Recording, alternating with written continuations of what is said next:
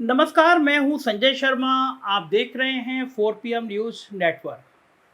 मेरे एक मित्र हैं, पिछले कुछ सालों से राष्ट्रवादी हो गए हैं।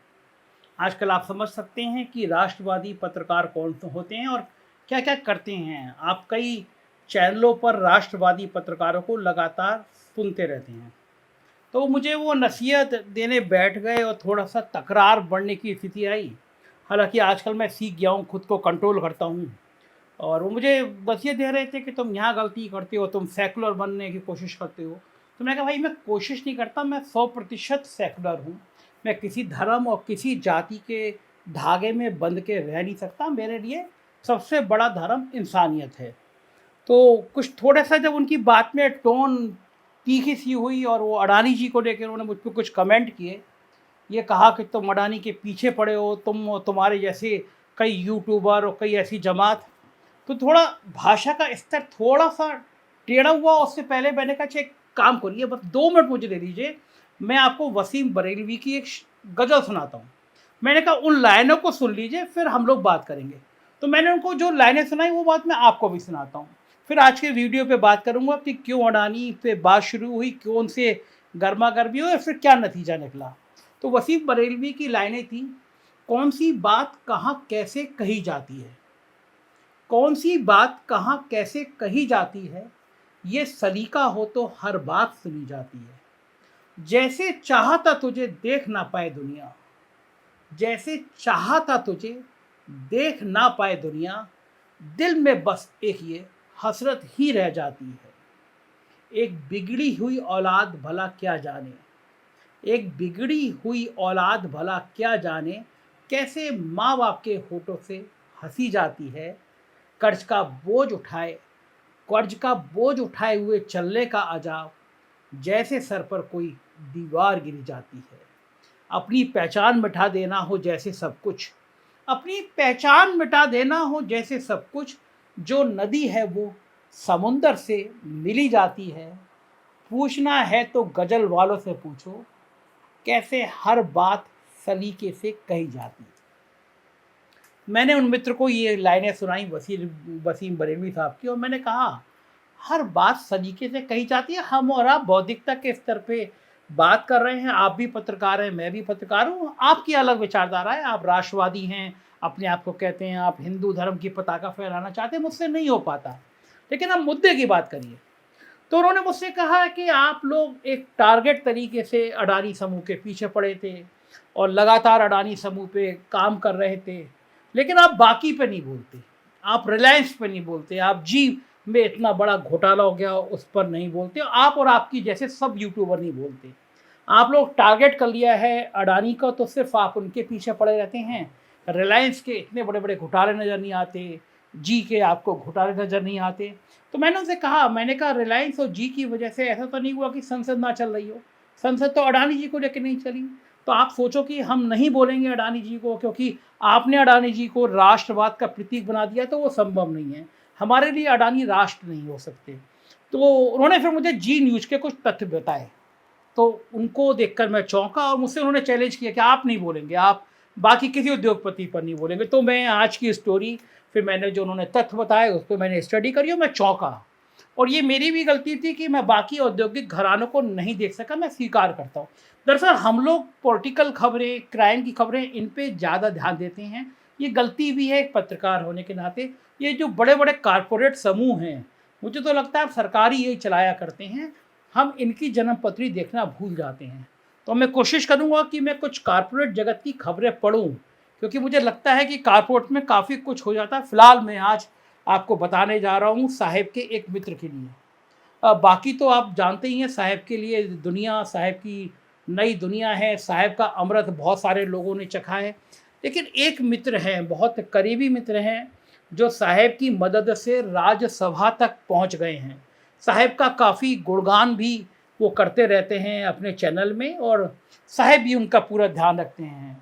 अब मैं आपको बता देता हूँ, मैं बात कर रहा हूँ साहेब के काफ़ी करीबी रहे जी न्यूज़ के मालिक सुभाष चंद्रा की।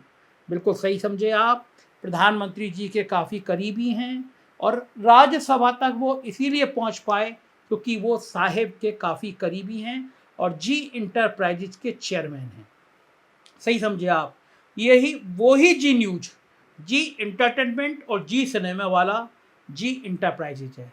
इसी के मालिक हैं सुभाष चंद्रा, जो साहेब की दया से राज्यसभा के सदस्य भी रहे हैं। और अक्सर ही आप उन्हें और उनके चैनल यानी जी न्यूज को साहेब की भक्ति में लीन देखते रहते होंगे।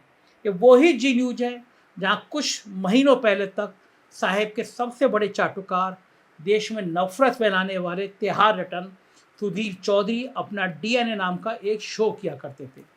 इसके जरिए वो सिर्फ देश में नफरत फैलाने और समाज का बांटने का, समाज में नफरत फैलाने का काम करता था। काम तो अभी भी वो करता है, बस चैनल बदल गया, आज तक में पहुंच गया। तो वहीं जी न्यूज ने भी कुछ ऐसे नए नफरती एंकर्स को जगह दे दी है जो दिन रात साहेब की भक्ति और उनका गुणगान करते रहते हैं और हिंदू मुसलमान करते रहते हैं। शायद ये हर खबर के जरिए समाज को बांटने, देश में नफरत फैलाने, देश को उबालने का जितना काम हो उसको करते रहते हैं। और ये सब वो इसलिए इसलिए ऐसा करते हैं क्योंकि इनके मालिक सुभाष चंद्रा और साहेब की दोस्ती काफ़ी गहरी है। लेकिन लगता है जैसे आजकल साहेब के दिन अच्छे नहीं चल रहे हैं, उनका मैजिक लगातार कम हो रहा है, वैसे ही साहेब के करीबियों और दोस्तों के भी दिन अच्छे नहीं चल रहे हैं। बेशक पूरे देश में अच्छे दिन लाने का वादा करने वाले साहेब ने जनता के तो नहीं, लेकिन सुभाष चंद्रा जैसे करीबियों के दिन अच्छे ला दिए थे। लेकिन अब 9 साल अच्छे दिन रहने के बाद लगता है साहेब के साथ साथ दोस्तों के दिन भी थोड़े खराब होने शुरू हो गए। क्योंकि जहाँ एक दौरान काफ़ी साहेब परेशानी में रहे, कर्नाटक में मुश्किलों में रहे, वहीं अब साहेब के करीबी सुभाष चंद्रा पर मुसीबतों का पहाड़ टूट पड़ा है। दरअसल ताज़ा मामला भारतीय प्रतिभूति विनिमय बोर्ड, जिसको सेबी कहते हैं, उससे जुड़ा हुआ है। क्योंकि सेबी ने सुभाष चंद्रा की कथित व्यावसायिक गड़बड़ियों को देखते हुए उन पर बहुत सारे प्रतिबंध लगा दिए हैं। और मेरे मित्र सही कह रहे थे, कोई यूट्यूबर, कोई मीडिया इन बातों का जिक्र नहीं कर रहा है, जबकि करना चाहिए। सेबी ने एसएल ग्रुप के चेयरमैन सुभाष चंद्रा और जी इंटरटेनमेंट इंटरप्राइजेज लिमिटेड के प्रबंध निदेशक और सीईओ पुनीत गोयनका पर बड़ी कार्रवाई करते हुए दोनों को निदेशक पद छोड़ने को कहा है। वहीं किसी भी लिस्टेड कंपनी के निदेशक पद पर रहने पर रोक लगा दी है, अब ये लोग नहीं रह सकते। दरअसल सेबी ने सुभाष चंद्रा और जेडीएल के फंड को दूसरी कंपनियों में लगाए जाने के मामले में उन्हें दोषी पाया है, जिसके बाद सेबी ने ये एक्शन लिया है। पिछले दिनों सेबी ने अपने एक बयान में कहा था, नियमों के कथित उल्लंघन के समय जेडईएल के बॉस सुभाष चंद्रा और डायरेक्टर गोयनका ने बड़े मैनेजरियल पोस्ट पर रहते हुए अपने ओहदे का दुरुपयोग किया। इतना तो हक भी था, साहब के दोस्त हैं तो दुरुपयोग तो कर ही सकते हैं। सेबी ने कहा अपने निजी लाभ के लिए कंपनी के फंड को दूसरी कंपनियों में लगा दिया गया। सेबी ने अपने अंतरिम आदेश में कहा कि जेडईएल के कोष को खपाने के लिए महज 2 दिन में ही 13 फर्मों तक एक एक करके पैसा भेजा गया था। विस्तार से इस मामले पर नजर डालें तो बकौल सेबी, जी एंटरटेनमेंट के शेयरों का मूल वर्ष 2018-19 में 600 रुपये हुआ करता था, लेकिन 2022 तक ये गिरकर 200 रुपये के आसपास आ गया। कंपनी के लाभ में होने के बावजूद शेयर मूल्यों में आई गिरावट से यह निष्कर्ष निकलता है कि कंपनी के भीतर सब कुछ ठीक नहीं था। इस बीच सेबी ने एक चौंकाने वाली बात भी बताई, जिससे साबित होता है कि साहेब के मित्र कितने बड़े वाले नंबरी हैं और कितने बड़े खिलाड़ी हैं। सेबी द्वारा दी गई जानकारी के मुताबिक इस अवधि में जी एंटरटेनमेंट में प्रमोटर्स की शेयर होल्डिंग 41.62% से गिरकर लगभग 4% पर आ गई। लेकिन इतनी कम हिस्सेदारी के बावजूद भी साहेब के करीबी सुभाष चंद्रा और गोयनका अपने अपने अहम पदों पर बने हुए हैं। सेबी ने कहा कि चंद्रा और गोयनका दोनों को ही किसी भी लिस्टेड या एफिलेटेड कंपनी में निदेशक या अहम प्रबंधकीय पद लेने से अगले आदेश तक प्रतिबंधित किया जाता है। आपको याद दिला दूं कि जेडीएल का मार्केट कैप 18 करोड़ रुपए से अधिक है। इसमें सबसे ज़्यादा लगभग 36.5% हिस्सेदारी विदेशी निवेशकों की है। इसके अलावा म्यूचुअल फंड्स का 27% हिस्सा है, जबकि प्रमोटर के पास करीब 4% हिस्सेदारी है। तो आप सोचिए 4% हिस्सेदारी और फिर भी सुभाष चंद्रा प्रमोटर बने हुए हैं, लगातार अभी तक चले रहे। अब आप सोच रहे होंगे कि सिर्फ 4% हिस्सेदारी होने पर भी इतनी बड़ी कंपनी में प्रमोटर, तो वो ये वही लोग हैं जो साहेब की सत्ता में आने के बाद वास्तव में जिनके अच्छे दिन आ गए।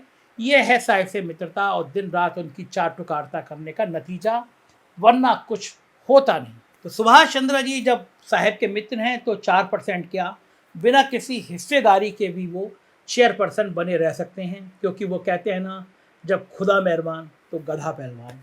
तो जब अपने दोस्त की है सरकार तो हमारा कोई क्या कर लेगा।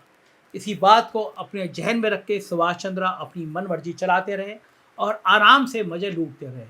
लेकिन अब जब सामने सेबी आ गई तो चंद्रा की मुश्किलें बढ़ने लगीं, क्योंकि अगर एक ओर चंद्रा के लिए साहेब हैं तो दूसरी ओर ऐसों की अकड़ निकालने के लिए मुख्य न्यायाधीश के रूप में चंद्रचूड़ साहब भी हैं। और चंद्रचूड़ और साहेब की सरकार के बीच कैसे रिश्ते हैं, इसे हर कोई देश का आदमी जानता है। साथ ही वो कहते भी ना कि जो बेईमान होता है उसको ईमानदार व्यक्ति से बहुत डर लगता है।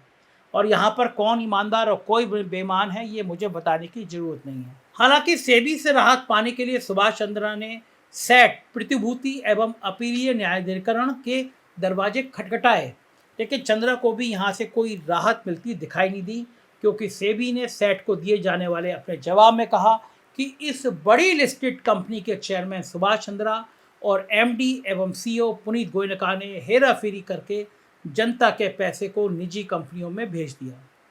सेबी ने अपने जवाब में कहा कि मौजूदा मामले में इस बड़ी लिस्टेड कंपनी के चेयरमैन और एमडी विभिन्न योजनाओं और लेन देन में शामिल हैं, जिसके माध्यम से लिस्टेड कंपनी का पब्लिक मनी बड़ी मात्रा में इन व्यक्तियों के स्वामित्व और नियंत्रण वाली निजी संस्थाओं को दिया गया। सेबी की ओर से यह भी कहा गया कि इस संबंध में अपीलकर्ता का आचरण काफी कुछ बता रहा है। न केवल उल्लंघन हुआ है बल्कि इस तरह के गलत कामों को कवर करने के लिए कई झूठे दस्तावेज और बयान भी प्रस्तुत किए गए हैं।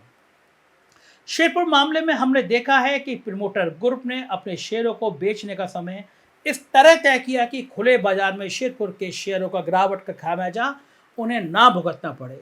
ये अंततः छोटे खुदरा निवेशक हैं जिन्होंने शेयर की कीमतों में गिरावट की मार झेली।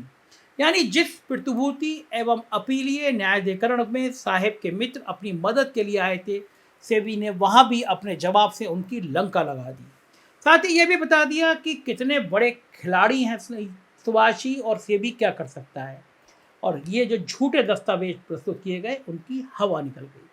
वैसे सुभाष चंद्र और जी के बारे में बात करूं तो 1993 में जब उदारवादी नीतियों पर चलते हुए देश के तत्कालीन प्रधानमंत्री पीवी नरसिम्हा राव ने टेलीविजन के क्षेत्र में दूरदर्शन के एकाधिकार को खत्म करने के लिए निजी चैनलों को प्रसारण शुरू करने की अनुमति प्रदान की, तब देश में खबरों की दुनिया में एक जी न्यूज के नाम से बड़ा ब्रांड सामने आया।